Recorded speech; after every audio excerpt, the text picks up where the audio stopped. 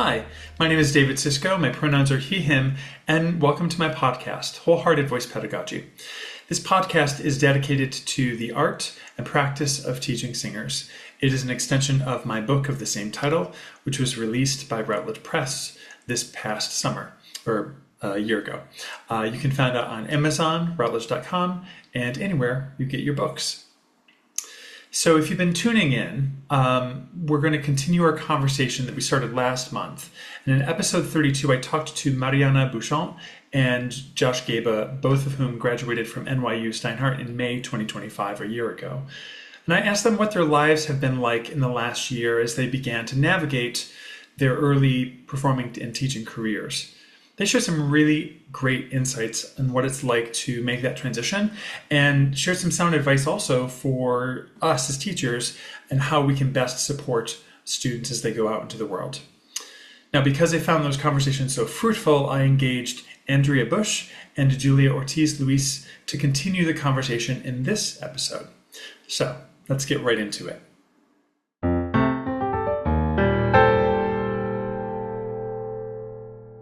Julia Ortiz-Luis is a New York City-based actor, singer, and educator. She moved to New York City about 2.5 years ago from sunny San Diego and frequently advocates for staple West Coast food, like In-N-Out Burger and Mexican food. Julia graduated from NYU Steinhardt with a Master's of Music and Vocal Performance and an Advanced Certificate in Vocal Pedagogy. Since graduating, she has been seen in various concert venues throughout the city, including Hard Rock Cafe in Times Square. And she's also been known to teach quite frequently in 17G at Ripley Greer Studios.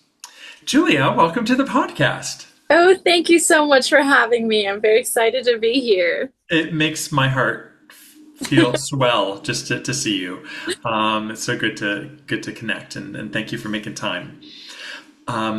So I wanted to maybe just start by asking what you've been up to since you graduated, which I feel like is always a loaded question. Yeah. For folks. It's like, what are you up to? What are you doing? Right? It feels pressure, and I don't mean it that way. I just in a joyful, I care about you way. What have you been up to?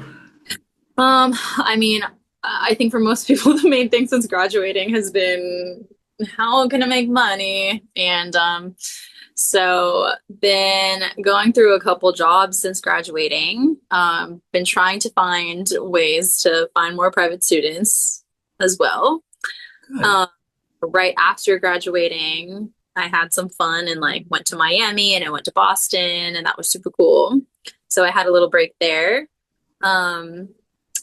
I haven't really done much musical theater actually. I've been singing pop, whoa, which is crazy for me. I'm so excited for you though, and I know. you headlined at Hard rock, yeah. Hard Rock. Tell us about that. Oh my gosh, that was crazy. So that was in March.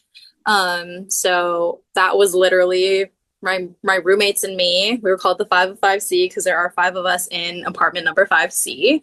And I have a friend who works sales and marketing at Hard Rock, and he just asked me if I wanted myself and a couple of my other friends to participate in a Women's History Month celebration concert. And I said, sure, like whatever you need. I didn't know that he just wanted us to put it together. And so we set a date, and then I said, oh, who else is in this? And he said, what do you mean? I said, what do you mean? And he was like, it's just you guys. And I said, that's crazy. So that's how that happened. And I guess we're going to be back very soon. So stay tuned for that.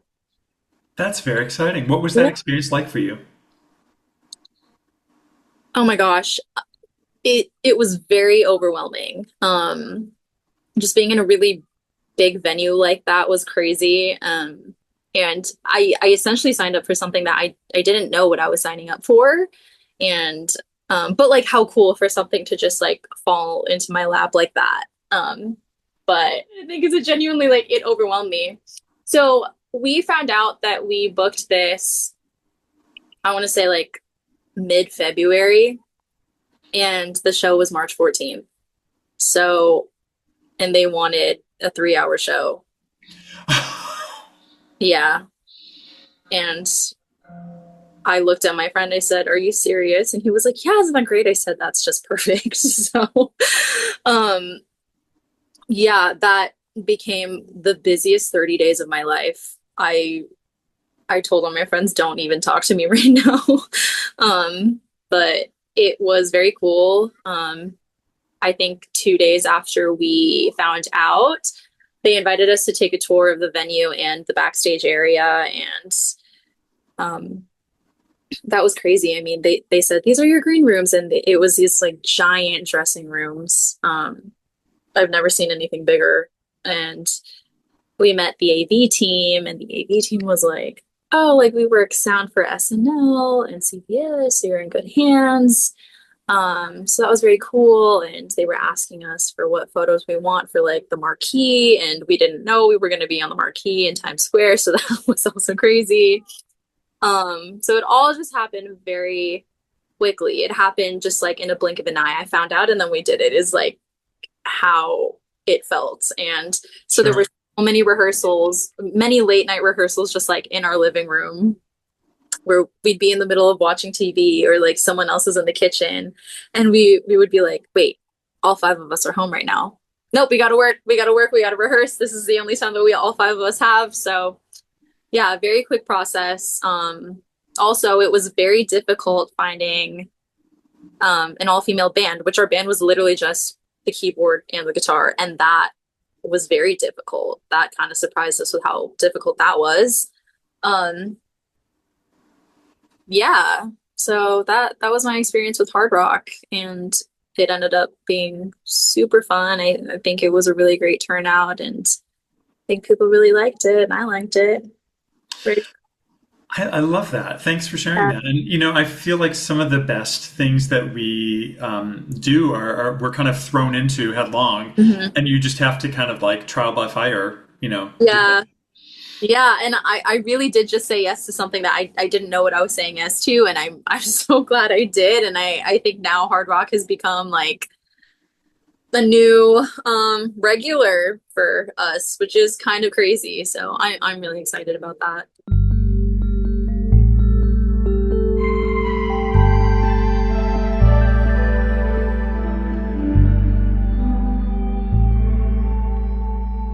What's maybe one of the biggest surprises you've encountered since you've graduated? Like just in terms of navigating your first year Mhm. out of school, what's Mhm. what's surprised you? I think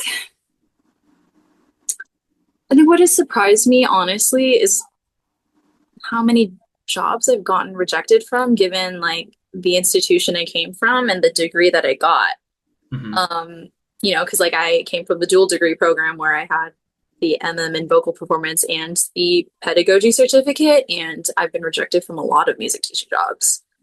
Some music teaching jobs being elementary schools that I've been rejected from, and I have experience teaching elementary school. Um, I've gotten rejected from some private studios. It's been a very humbling experience, post grad, and I thought that with the degree that I have, plus my experience actually teaching at NYU, I didn't think it would be like a breeze in the park finding a job, but I definitely thought it'd be easier than this. So that has been my biggest surprise. Yeah.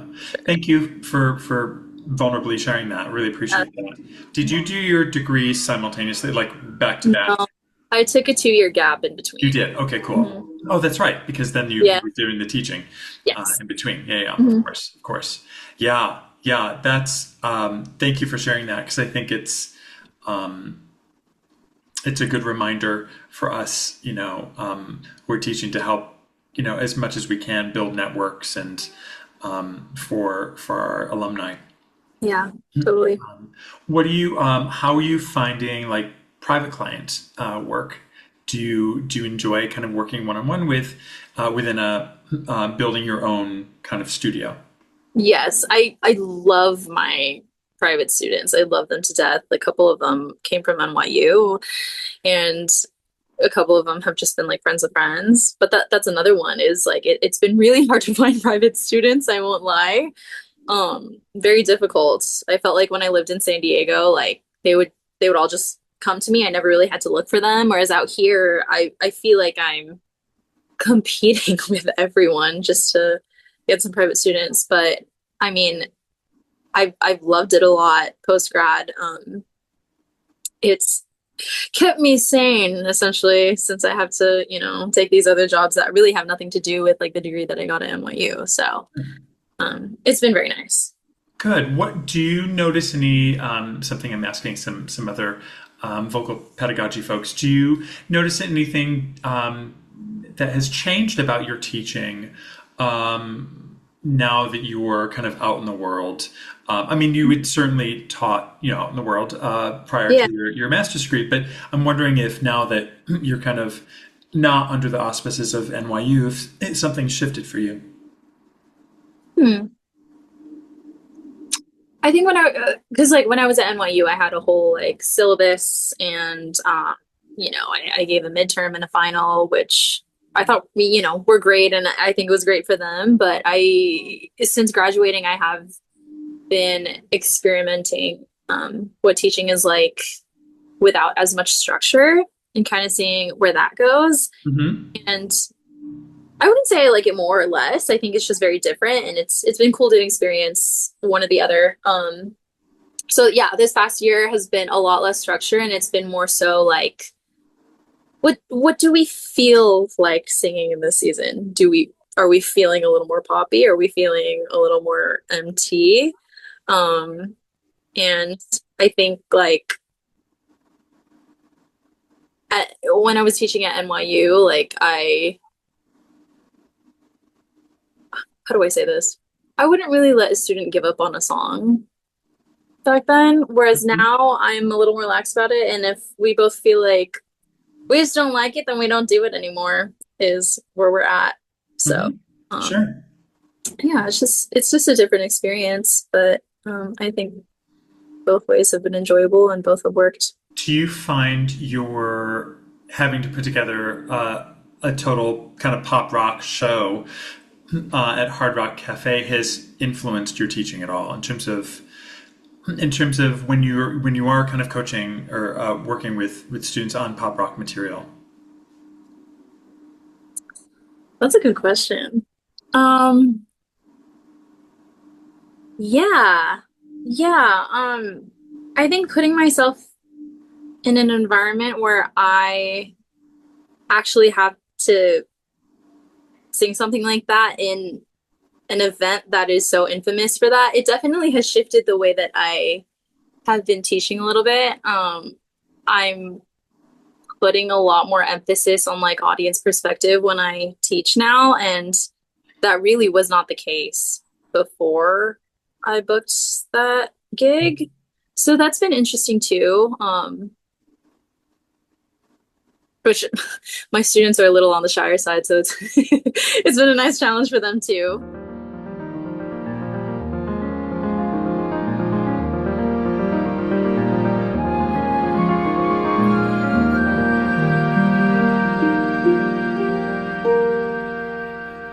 The last question I wanted to ask was, from your perspective, how can voice teachers better prepare their students for a career as teaching artists?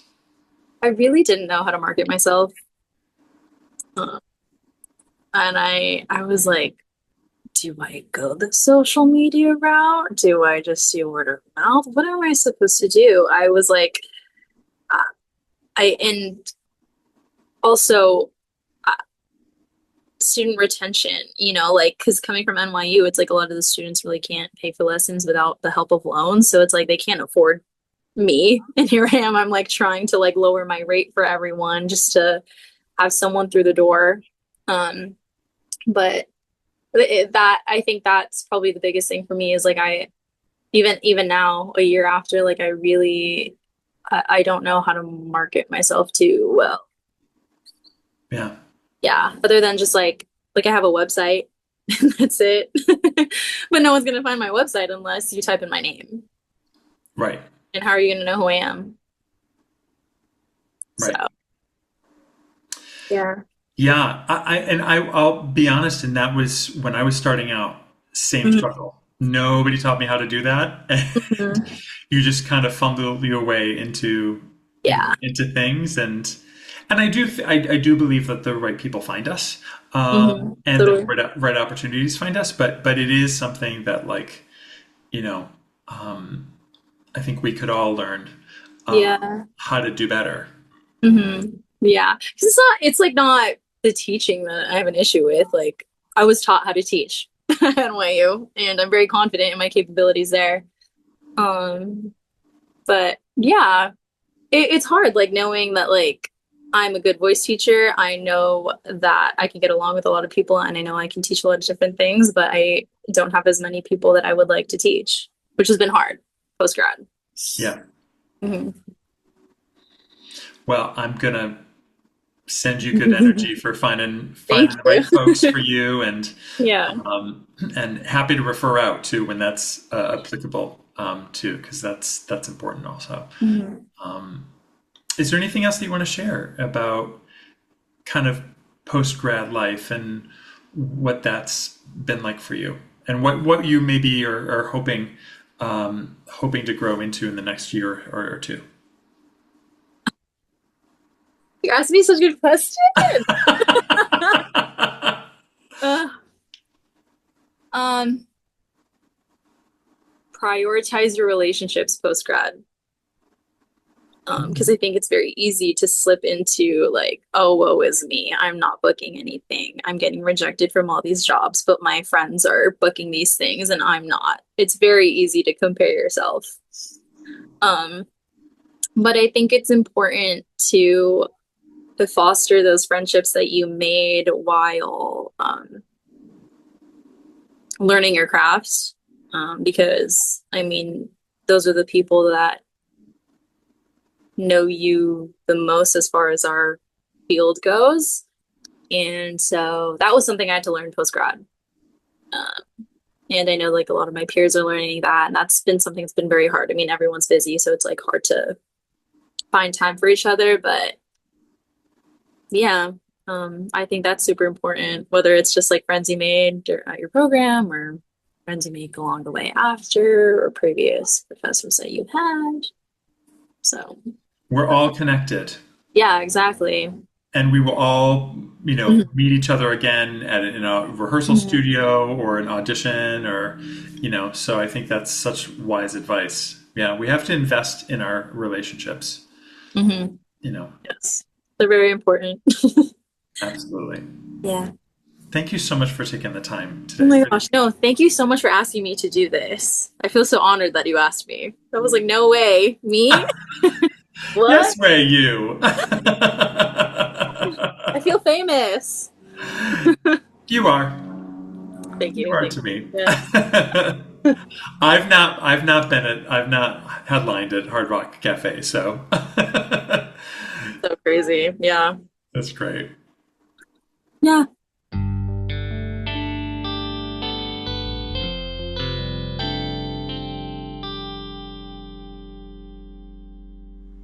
Andrea Marie Bush is an actor and voice teacher based in New York City. She currently holds adjunct voice faculty positions at New York Film Academy and City University of New York. She is an associate voice teacher at Kristen Titus Diamord Voice Studio and maintains her private practice in New York City. A musical theater performer at heart, she was most recently seen in the national tour of Fiddler on the Roof and in select works at New York University, where she received her Bachelor of Music and her Master's of Music in Vocal Performance and Advanced Certificate in Vocal Pedagogy. Andrea, thank you for being on the podcast. Thank you for having me. Oh my gosh, please. I'm so happy to reconnect with you, and you've had a busy year Very busy. since I've seen you Hmm. last. And so, why don't we just start there and tell us a little bit about what you've been up to since you graduated? Sure. Yeah. I mean, I guess pretty much a year to the day this is being recorded. We had our ceremony. I think I'll give or take a couple of days. And almost a year to the day. My recital with you as my lovely coach was reminiscing about that the other day. This year has felt like the fastest year, but also the like slowest, most jam-packed year ever. Yeah. I don't know why. Just like a lot of life things happening. Um, but yeah, so I pretty much I graduated and then had some moments of respite, and then I dove right into finishing up my vocology certificate at Summer Vocology Institute, where I met Gina Nam, who I adore. She's wonderful, and I met so many other professionals. Adeline Eller, who's been on this before, who is a former classmate of mine and a former student of yours. And it would same as last summer when I started it. It was SVI was just such a wonderful place to meet people, get different perspectives, kind of get outside the bubble of, I guess, like NYU. Not that it's really a bubble, but it's really helpful to hear other perspectives, especially from a pedagogy standpoint, because I think this world is evolving, but there also is sort of like a hive mind to it. Um, it's a very small world. Like I think the performing world is really small, but the pedagogy world is like even smaller.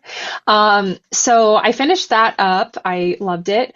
The whole time when I wasn't taking class at SVI, I was on higher ed and LinkedIn and Indeed, just trying to find some sort of job where I taught. And I was asking around, asking some of my SVI colleagues, and I came out of SVI unemployed and pretty sad about it. I think I sort of expected at least something to happen, and um, I knew that I wanted to teach right away, potentially in a collegiate setting, not in a sort of entrepreneurial setting where I sort of had to reach out to my own clients.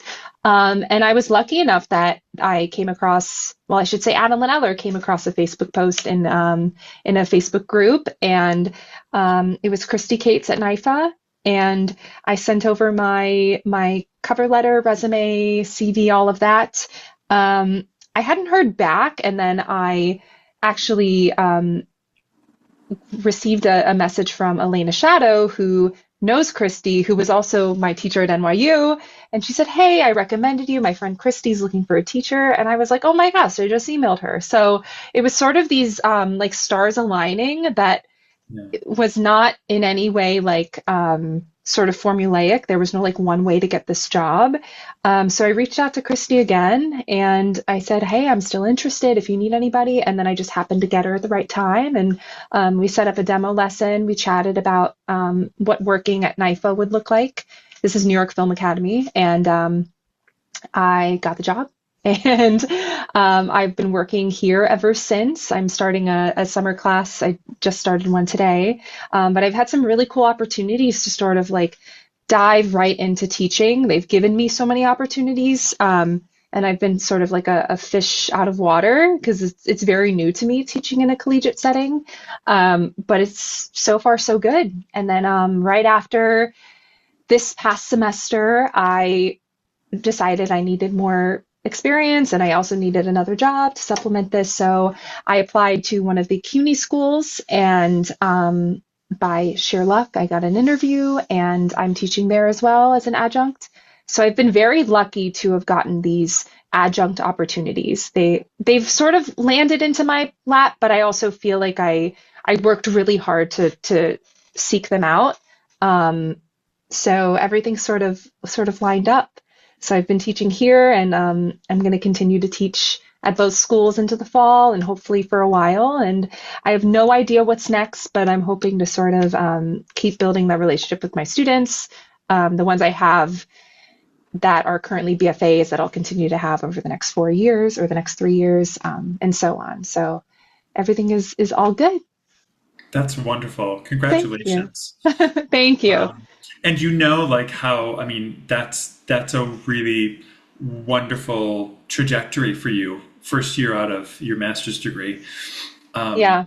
Yeah. Everyone takes a different path, right? But I'm so glad that for you that everything kind of aligned. And of course, as you said, you showed up and showed out Hmm. for those opportunities. But I'm so glad that all kind of came to pass for you. Thank you. Yeah, of course, of course. And I know that the students are very fortunate to have you, just having had the opportunity to work with you myself Oh, thank you. briefly.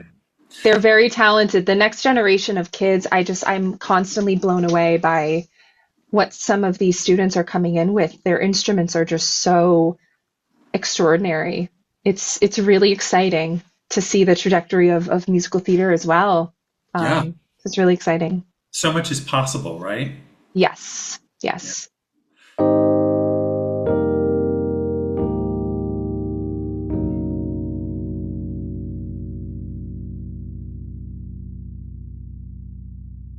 Since this has been a pretty busy year of teaching for you, if maybe you could share a little bit about what, if anything, has changed for you teaching under the auspices of the Vocal Pedagogy Certificate Program at NYU versus now kind of in the academic world as an adjunct.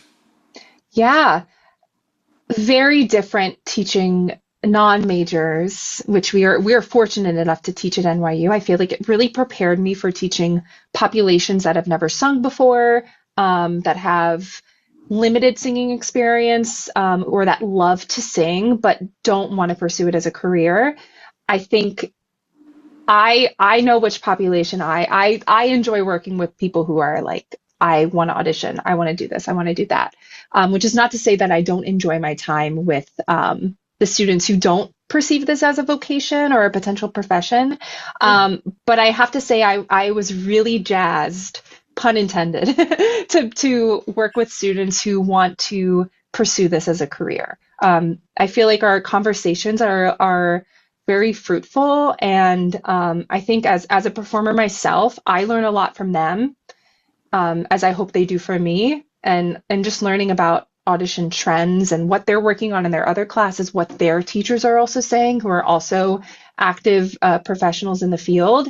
It's a very different experience. But it's not to say that the experience at NYU did not prepare me for teaching non-vocational or avocational singers, which I teach at CUNY, at Borough of Manhattan Community College. So I think NYU definitely prepared me for teaching all populations. And then I think as a performer myself, I am able to form connections with the vocational singers pretty immediately because we're both like, oh, you're going to go to that audition? Maybe I'll go to that audition too. There's a little bit of a connection there that Yeah. I don't have with the singers who are just want to get better at karaoke, which is also great and wonderful. So it's been a joy to work with students who want to do this for a living. And it's been a dream of mine to work under the guise of a musical theater program where they have all these exciting opportunities for the students. What's some advice that you received when you were doing your undergrad and graduate degree Mhm. that you now find yourself giving to your current students? Yes, I literally said this today. I'm teaching a 1 week class at NYFA, or it's 3 days a week, but it's for the 1 week musical theater program that they're doing. And I today, oh, somebody's singing Wicked right now. Today, somebody was singing the Ballad of Jane Doe, which is a very funky song. It's very wonderful. And they were really leaning into enjoying how they sounded. And I'll never forget when I was at NYU for my undergrad. I forget who told me. I honestly think it might have been Professor Heldman. I sang If I Loved You. And I think if it was Professor Heldman, I don't want to put words in her mouth, but I think she would appreciate me saying this because I think it's great advice. She said, after I sang, she asked me if I enjoyed singing. And I was like, yeah, of course. Like, this music is so beautiful. Like, you can just get lost in it. And she was like, great. That's not your job. Your job is to help the audience to enjoy it. So don't get lost in the sauce, if you will. Like, the audience will enjoy. Your job is to communicate, and your job is to storytell, not to indulge in your own sound. And I'll like never forget that. Anytime I sing like a golden age piece. Now, granted, there's a big asterisk to that because I think there are times when it is okay to be a little bit more self-indulgent, but that's one of the biggest pieces of advice musically and performance wise that for some reason, it just never leaves my brain. Yeah. Yeah, I love that. I love that. And it's context specific, right? Uh, Yes, how we yes. engage with that, but I think it is that does sound like Professor Heldman, and I think it's great. It was It's either her or Professor Richardoni, and I don't remember who it was. We'll just say a professor. either way, it's good advice. It's good advice. It's different when you when you see it, right? You're like, Yes. oh, I know exactly where you are. It's Yes, like, yes. And as a performer, like I don't think I noticed that as much, but now that I'm on the other side of the proverbial piano, like you do pick up on these things, and I have these little moments in my brain where I'm like, do I do that? Should I try something different? Or if they do something that's so spectacular, I learn so much from my students, yeah. and they make it look pretty effortless. And I was just thinking today how it's been a while since I've had an actual voice lesson, and I think as teachers, it is really helpful to be on that other side of the piano as again, to just experience what it's like to be the student again, Hmm. because it is different and you feel things differently. Everybody feels things differently, but um, in order to practice, I guess that empathy, to be back on that other side of the piano is something that I am thinking about literally today. It's like, you know what? I need to schedule a voice lesson myself.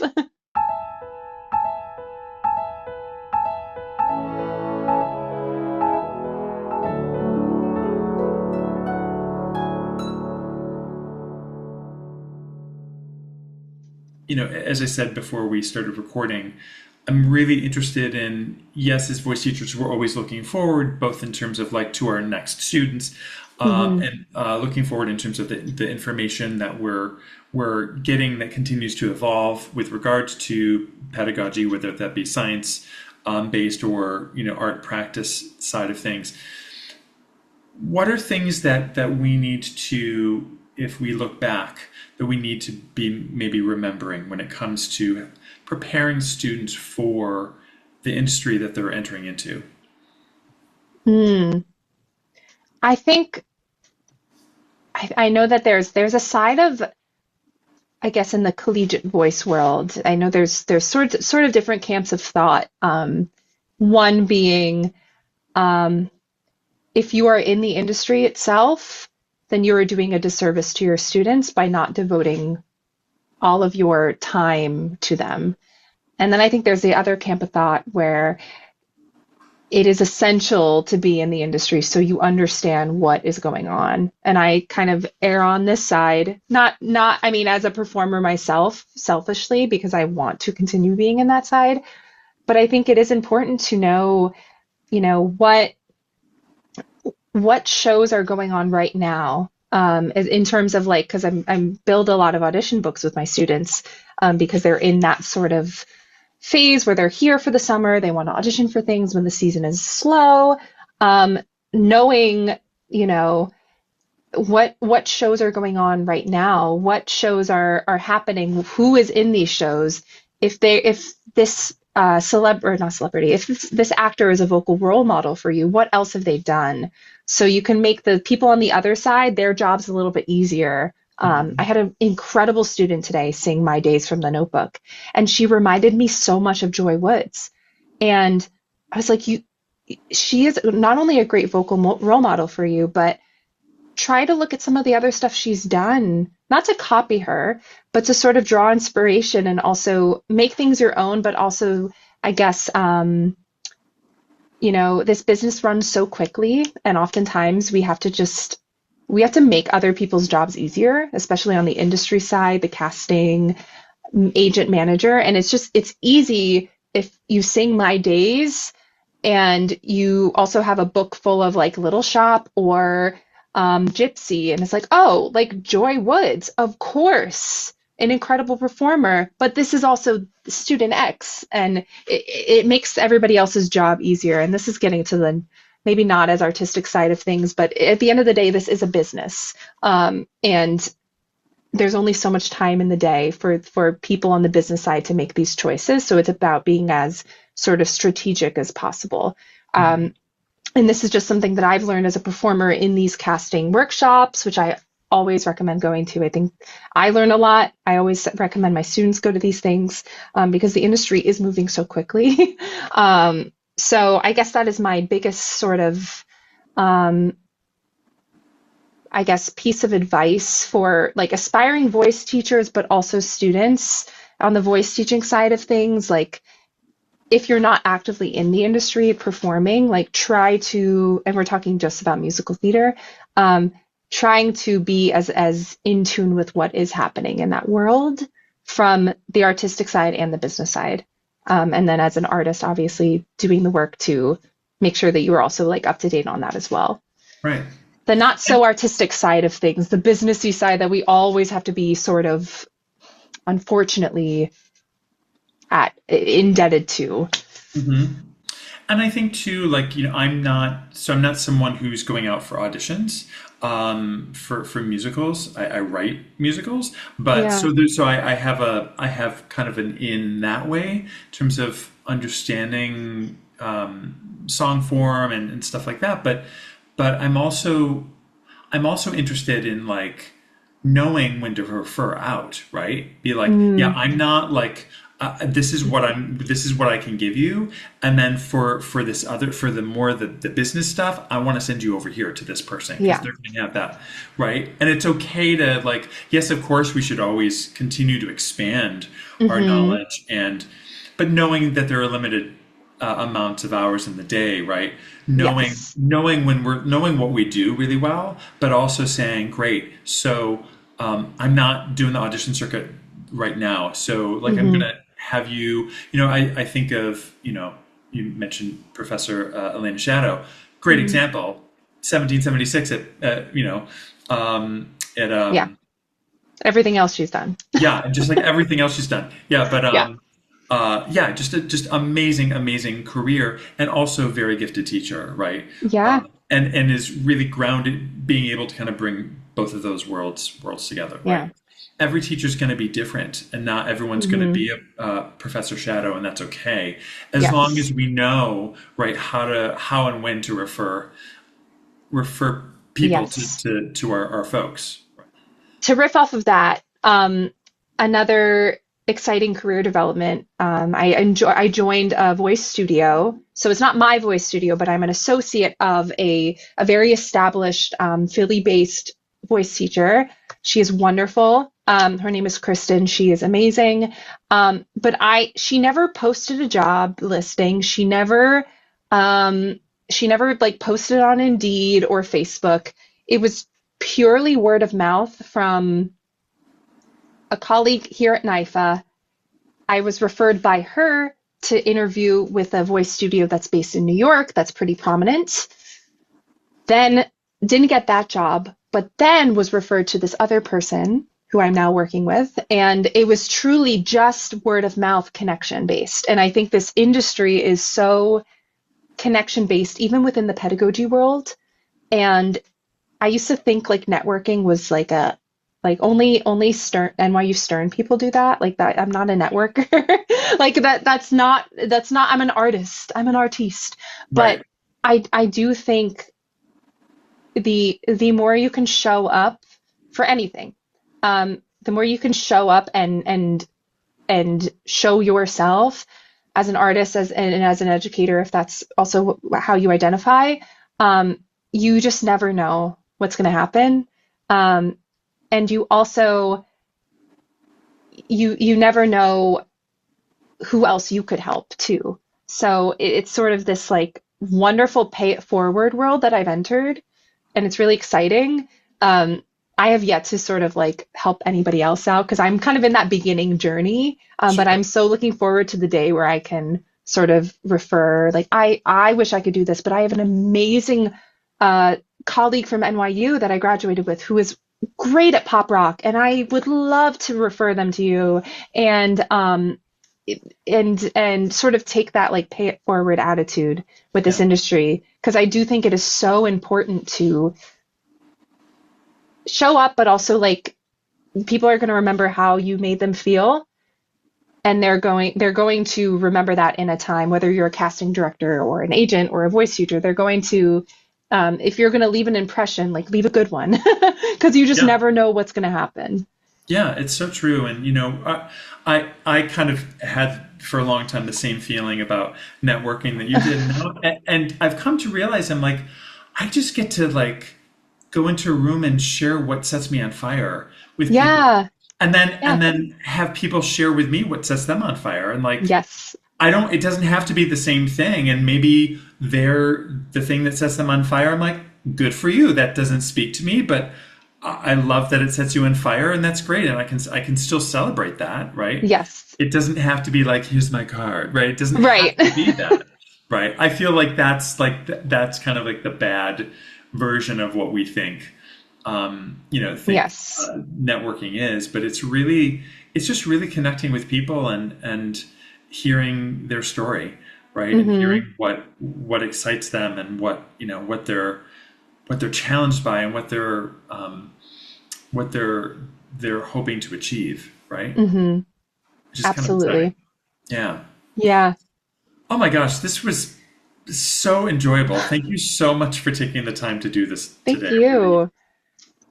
it's absolutely my pleasure, Andrea. I'm so grateful and so happy to see you thriving in Thank you. in your early teaching days, and know you've got many great days ahead of you. Thank you.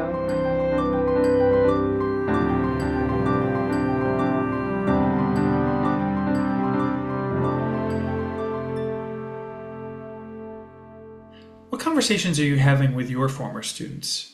How does that influence how you're teaching today? And how can our former students serve as boots on the ground information about how we continue to evolve our programs? Sound off. You can email me at wholeheartedvoicepedagogy@gmail.com, or you can find me on the socials. My handles on most platforms are at Cisco Songs and at Wholehearted Voice Pedagogy. As always, I would love to hear from you. Thanks for watching. More soon. Take care of you.